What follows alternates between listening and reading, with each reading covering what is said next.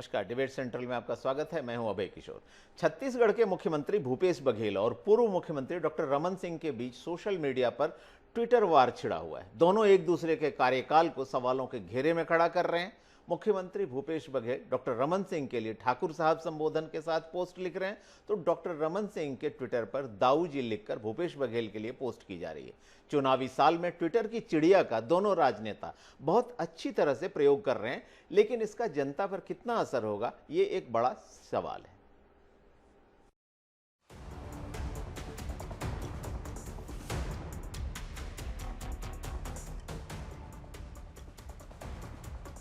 छत्तीसगढ़ में पूर्व मुख्यमंत्री डॉक्टर रमन सिंह और मुख्यमंत्री बघेल की ट्विटर पर जंग छिड़ गई है। ट्विटर पर जंग इस कदर चल रही है कि मानो एक दूसरे के ट्वीट का इंतजार ही कर रहे हो। जैसे ही एक ट्वीट करे, दूसरा त्वरित ट्विटर पर पलटवार कर रहा है। और तो और ऐसा प्रतीत हो रहा है कि छत्तीसगढ़ की पूरी सियासत ट्विटर पर ही टिकी हो।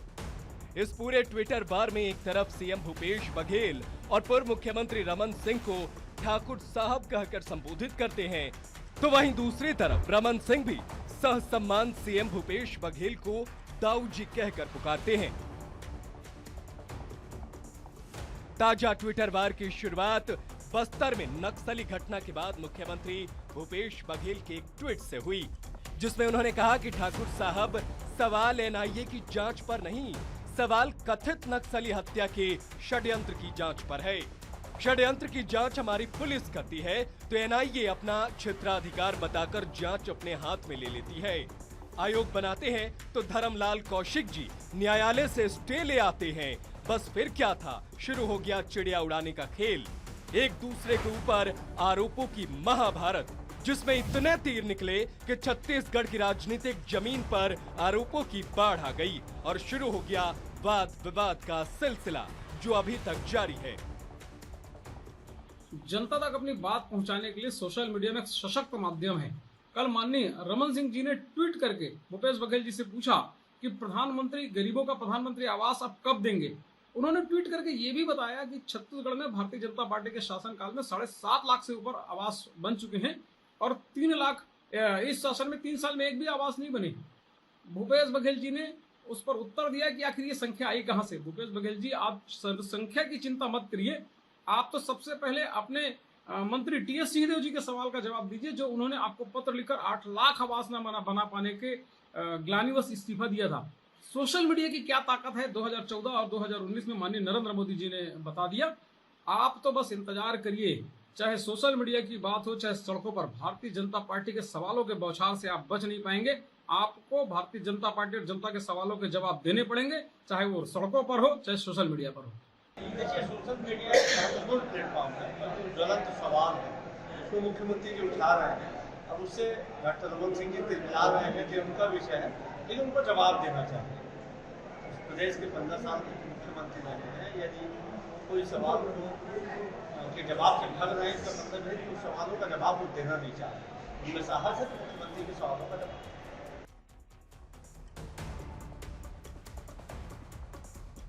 चुनावी साल में जुबानी जंग के साथ साथ ट्विटर पर भी जंग देखने को मिल रही है और आने वाले समय में ये जंग और तेज होना भी लाजमी है। लेकिन ट्विटर की ये चिड़िया क्या नेताओं को उनके मकसद में कामयाब बना पाएगी, ये आने वाला समय ही बताएगा। Bureau report, Asian news. तो ये ट्विटर की चिड़िया जो है सवालों का घेरा लेकर उड़ रही है और जो प्रदेश की राजनीति वो भी रोज बरोज गर्म हो रही है। सड़क पर चक्का जाम किए जा रहे हैं, ट्विटर पर सवालों की बौछार चल रही है। बौछारों का झक्का जो है एक के बाद एक सिलसिलेवार जवाब भी दिया जा रहा है। क्या इस बार जो विधानसभा चुनाव होंगे वो चौतरफा लड़ाई का संकेत दे रहे हैं? सड़क पर, संसद जिसको कहते हैं, विधानसभा में, और इसके साथ ही जो है ट्विटर पर, सोशल मीडिया पर, हर जगह ये जंग दिखाई दे रही है। इस खास जंग पर चर्चा करने के लिए खास मेहमान भी साथ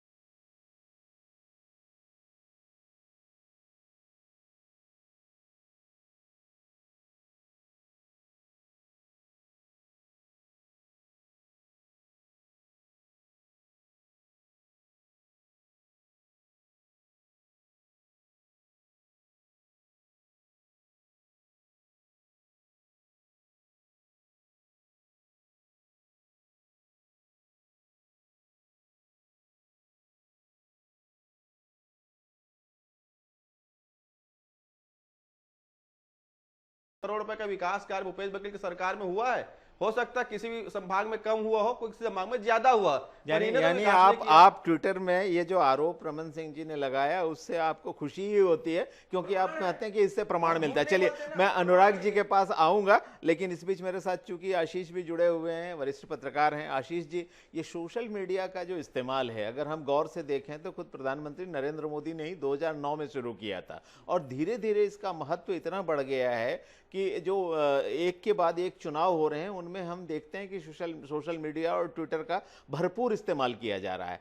2019 का जो लोकसभा चुनाव हुआ था उसकी जो रिपोर्ट एक डिजिटल मार्केटिंग कंपनी है एडीजी ऑनलाइन, उसने ये रिपोर्ट तैयार की थी, और उसके जो आंकड़े आए थे वो बड़े चौंकाने वाले थे। उसमें था कि जो फर्स्ट टाइम वोटर्स हैं उसमें 50% वोटर ऐसे हैं जो अपना मतदान सोशल मीडिया के कैंपेन से प्रभावित होकर देते हैं, और युवा वोटर जो हैं कम से कम 40% ऐसे हैं जिन्होंने 2019 के लोकसभा चुनाव में अपने मुद्दों से, अपने विवेक से देने के बजाय सोशल मीडिया के कैंपेन से प्रभावित होकर दिया। तो ये जो छत्तीसगढ़ में ट्विटर वार चल रहा है, जो सोशल मीडिया का इस्तेमाल हो रहा है, क्या छत्तीसगढ़ में विधानसभा चुनाव के नतीजों पर असर डालेगा? बिल्कुल अभय जी, चुनाव में सोशल मीडिया की भूमिका बहुत महत्वपूर्ण होती चली जा रही है। इसका अंदाजा इसी से लगा सकते हैं कि हाल में जनवरी में जब संसद का शीतकालीन सत्र चल रहा था, तब प्रधानमंत्री ने भाजपा के राज्यसभा के सांसद जो पब्लिक के बीच उतना ज़्यादा सक्रिय नहीं रहते, उनको विशेष तौर पे बुलाया था और उनको सोशल मीडिया की ताकत समझाई और कहा था कि आप सभी सोशल मीडिया पर सक्रिय हो जाएं। और जहाँ तक सोशल मीडिया का राजनीतिकरण की बात है, तो देश में शशि थरूर जो कांग्रेस के बड़े नेता हैं, उन्होंने ट्विटर को इस्तेमाल शुरू की थी, लेकिन उसको भाजपा ने कैप्चर किया। और भाजपा के नेता कहीं ना कहीं डिजिटल मार्केट अगर पॉलिटिकल का देखा जाए तो उसमें कांग्रेस के ऊपर थोड़ी बहुत बढ़त बना के रखी हुई है, जिसका हमें 2014 और 2019 में हमको जिसका फर्क भी देखने को मिला। और हो सकता है 2023 का चुनाव हो चाहे 2024 का चुनाव हो, इसमें भी सोशल मीडिया की भूमिका बहुत महत्वपूर्ण रहेगी। बिल्कुल। अगर उत्तर प्रदेश के 2017 के चुनाव की आशीष जी बात करें तो हम देखते हैं कि अखिलेश ने पहले ट्विटर का सहारा लिया, लेकिन अखिलेश के जो अधिकांश ट्वीट थे वो इंग्लिश में हुआ करते थे, और उसके बाद योगी आदित्यनाथ मैदान में उतरे और बहुत जल्दी उन्होंने लीड ले ली और उन्होंने अधिकांश ट्वीट हिंदी में किए। उसके बाद मजबूर होकर अखिलेश को भी हिंदी में ट्वीट करना पड़ा। तो ये जो उत्तर प्रदेश है, वहाँ कम से कम 16,000 ट्विटर अकाउंट ऐसे हैं जिनसे पॉलिटिकल ट्वीट्स किए जाते हैं और माहौल बनाने की कोशिश की जाती है। तो ये जो इस बार बीजेपी की स्ट्रेटेजी है कि हर मुद्दे पर सरकार को घेरो, अगर बस्तर की बात हो रही तो धर्मांतरण पर घेरो, आरक्षण पर घेरो, आरक्षण पर तो चलो आमने सामने की ठनी हुई एक दूसरे पर आरोप प्रत्यारोप है, सड़क के मुद्दे से लेकर तमाम तरह के विकास के मुद्दे हो, भ्रष्टाचार का मुद्दा हो, हर एक में लड़ाई सड़क पर भी छेड़ी जा रही है, मतदाता के बीच में जाकर डोर टू डोर कैंपेन से छेड़ी जा रही है, और इसके साथ साथ सोशल मीडिया का भी सहारा लिया जा रहा है। तो ये किस तरह का असर डालने वाला है? भाजपा में इसकी महत्व इतना ज़्यादा मतलब लिया गया सोशल मीडिया का भाई कि कोई भी सांसद हो या विधायक हो, अगर उसके 2 मिलियन से ज़्यादा फॉलोअर हैं ट्विटर पर या इंस्टाग्राम पर, तो वो प्रधानमंत्री से उनका मिलने का अपॉइंटमेंट मिल सकता है। वो अपने क्षेत्र के बारे में या अपनी मुद्दों के बारे में सीधे प्रधानमंत्री से मिलकर बात कर सकते हैं। अगर उनके ट्विटर ऐसे में देखा जाए तो सिर्फ छत्तीसगढ़ से डॉक्टर रमन सिंह ही हैं जिनके 2 मिलियन से ज़्यादा फॉलोअर ट्विटर पर हैं। जी बिल्कुल। अनुराग जी, जो सीएम की बात करूं, दाऊ जी की तरफ से जो ट्वीट हो रहे हैं ठाकुर साहब के लिए, उसमें एक दो बड़े गंभीर आरोप भी लगाए गए हैं। जवाब देते देते जवाब दर जवाब जो आरोप आते हैं, एक आरोप उन्होंने अपने ट्वीट के जरिए ये लगाया है डॉक्टर रमन सिंह पर कि आदिवासी नेतृत्व को हाशिए पर धकेला है बीजेपी ने, और वो भी आदिवासी दिवस पर। दूसरा गंभीर आरोप ये है कि बीजेपी केंद्रीय एजेंसियों के दुरुपयोग की राजनीति कर रही है। क्या कहेंगे आप इसका? देखिए अभय जी, मुझे ये बात भूलने की जरूरत नहीं है क्योंकि इसमें कांग्रेस पूरी तरीके से एक्सपोज हो चुकी है। क्योंकि हिंडनबर्ग वाले मामले में हिंडनबर्ग के पक्ष में खड़ी दिखती है कांग्रेस, देश के उद्योगपतियों के खिलाफ में दिखती है। जहां तक बीबीसी के मामले हैं तो बीबीसी के पक्ष में है, ईडी के खिलाफ में है। तो निरंतर आप देखिएगा कहीं ना कहीं ये उनके साथ है जो सरकार और देश के तंत्र के विरोध में है। ये एक्सपोज हो चुके हैं, इसमें कोई बोलने की आवश्यकता नहीं। जहां तक ट्राइबल नेतृत्व की बात है जो आपने प्रश्न किया है, मुझे लगता है कि छत्तीसगढ़ के अंदर 15 साल की सरकार में निरंतर हमारे प्रदेश अध्यक्ष ट्राइबल समाज से ही रहे और उनको बराबर सम्मान मान सब मिला है और सरकार के प्रदेश अध्यक्ष रहे। कभी ये हालत नहीं हुई कि उनके पोस्टर न लगाए जाएं या उनको खुद उतर के बोलना पड़े कि हमारा पोस्टर में चित्र चस्पा करो या हटाओ यहां से। ये हालत आज तक नहीं हुई तो 4.5 साल में मोहन मरकाम जी की हो गई। और सिलगेर में गोली ये चलवाते हैं, आदिवासी आरक्षण को 32 से 20 इन्होंने कर दिया। हमने तो केंद्रीय मंत्री बनाया है भारत सरकार में, इससे पहले विष्णुदेव साय केंद्रीय मंत्री थे भारत सरकार में। तो हमने ट्राइबल नेतृत्व को और ट्राइबल लीडरशिप को गवर्नर से लेकर राष्ट्रपति तक प्रमोट किया है। इसको प्रमाण देने की कोई आवश्यकता नहीं है और छत्तीसगढ़ में बकायदा इसके उदाहरण है। चलिए, आपका कहना है कि आदिवासियों के हितैषी, अगर असली हितैषी कोई छत्तीसगढ़ में है तो वो बीजेपी है। धनंजय जी, सहमत हैं आप इससे? देखिए, विश्व आदिवासी दिवस जब पूरा वर्ल्ड जो है आदिवासी दिवस मनाता है, आदिवासी महोत्सव मनाता है जी, बड़ा दुर्भाग्य की बात है उस विश्व आदिवासी दिवस के 2 दिन पहले जेपी नड्डा जी छत्तीसगढ़ आते हैं और 2 दिन बाद जब आदिवासी दिवस होता है तो भाजपा के जो प्रदेश अध्यक्ष थे, कहूँगा, विष्णु साय जी को पद से हटा दिया जाता है जी। अभी फिर जगदलपुर आए थे जेपी नड्डा जी, दूसरे दिन फिर यहाँ के जो आदिवासी राज्यपाल महोदय जी है उनको हटा दिया गया। तो भारतीय जनता पार्टी तो आदतन आदिवासी विरोधी है ना। 15 साल में इन्होंने आदिवासियों को उनका अधिकार नहीं दिया, पेशा का कानून का नियम नहीं बनाया इन्होंने 15 साल में। और आदिवासियों के जमीन पर कब्जे करने ठाकुर साहब ने, जो रमन सिंह जी हैं, उन्होंने तो भू संशोधन विधेयक ले आया था, उसका कांग्रेस पार्टी विरोध किया, तब जाकर कहीं विधेयक वापस हुआ है। और क्या हुआ था लौंगीगुड़ा में 1700 आदिवासी परिवार को जमीन से बेदखल कर दिया रमन सिंह ने। 700 गांव को आगजनी की घटना उस दौरान हुई थी। झलिया मारी जो बालिका, आदिवासी बालिका आश्रम के दुष्कर्म की घटना प्रदेश नहीं भूला है। मीना खलको की बात कर लूं तो कभी आदिवासी के साथ थे नहीं। और भी हाल ही में देख लीजिए, नेता प्रतिपक्ष नारायण चंदेल, उनके पुत्र पलाश चंदेल के ऊपर में एक आदिवासी बेटी ने दुराचार का आरोप जो लगाए हैं, भारतीय जनता पार्टी उस बेटी के साथ नहीं खड़ी हुई है, उस बलात्कारी को बचाने में लगी हुई है। भानुप्रताप, सुन लीजिए ना, अरे मेरे को मालूम था आप परेशानी पड़ेंगे।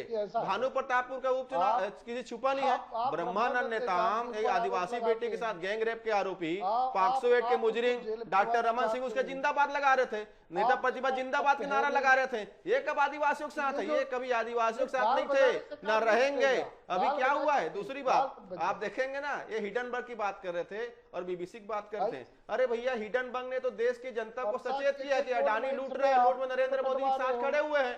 उन्होंने बताया ना कैसा एलआईसी का पैसा, एसबीआई का पैसा, जिसमें आदिवासियों का तेंदुपत्ता तोड़ के पैसा जमा करते हैं, कैसे नरेंद्र मोदी जी ने अडानी को सौंप दिया। बताया ना, एलआईसी जिसमें मजदूर अपना मेहनत की पैसा एलआईसी में जमा। चलिए, अनुराग जी से जवाब ही ले लेते हैं ना। धनंजय जी, जो आप कह रहे हैं, धनंजय जी जो आप कह रहे हैं उसका जवाब लेते हैं ना अनुराग जी से। अनुराग जी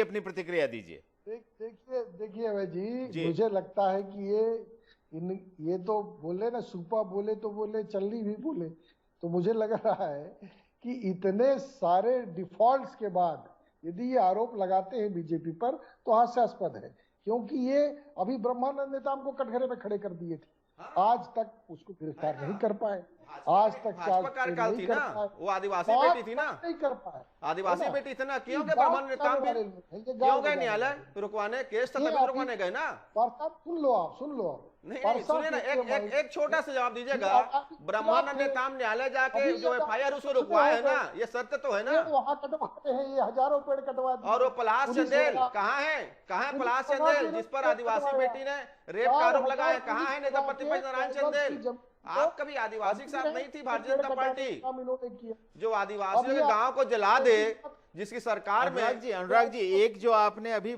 कहा उससे एक और मसला उठता है। आपने कहा ना, हिंडनबर्ग रिपोर्ट का जिक्र किया कि हिंडनबर्ग रिपोर्ट के साथ खड़े दिखाई देते हैं, एक हिंडनबर्ग एजेंसी के साथ ये लोग दिखाई देते हैं जो देश के खिलाफ सक्रिय है। बीबीसी पर छापे पड़ते हैं तो बीबीसी का साथ देते हैं, यानी देश के विरुद्ध जाकर एक विदेशी जो न्यूज एजेंसी है उसका साथ देते हैं। मैं इस मुद्दे पर तो कोई आपसे बहस करूंगा ही नहीं, क्योंकि एक बिल्कुल ऐसा संवेदनशील मुद्दा है जो देश की अस्मिता जुड़ा है। लेकिन मेरा एक विनम्र निवेदन है कि चाहे एजेंसी कोई भी हो, अगर वो किसी गड़बड़ी की बात करती है तो क्या उसकी जांच करने की बात करना देशद्रोह है? जब तक मोदी सरकार रहेगी तब तक। जवाब अनुराग जी से। बहुत अच्छा प्रश्न जी।